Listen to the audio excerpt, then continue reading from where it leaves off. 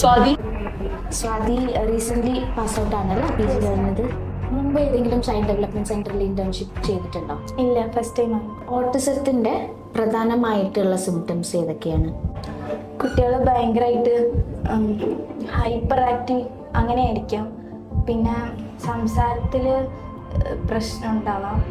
പിന്നെ അറിയില്ല.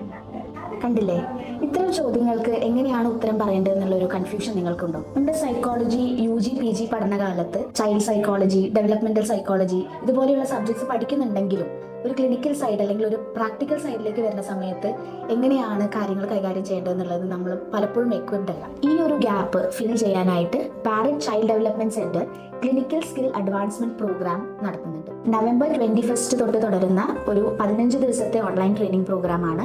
പ്ലസ് ഒരു 5 ദിവസത്തെ ഹാൻഡ്സ് ഓൺ ട്രെയിനിങ്ങിനായിട്ട് നിങ്ങൾക്ക് ക്ലിനിക്കിൽ വന്ന് ഓഫ്ലൈനായിട്ട് ചെയ്യാവുന്നതുമാണ്.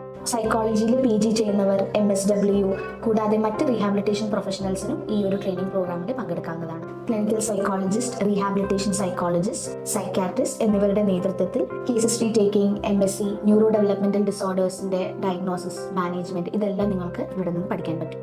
ഈ ഒരു ട്രെയിനിങ് പ്രോഗ്രാമിൽ നിങ്ങൾ ഇൻട്രസ്റ്റഡ് ആണെങ്കിൽ താഴെ കാണുന്ന നമ്പറിൽ വിളിച്ച് രജിസ്റ്റർ ചെയ്യുക.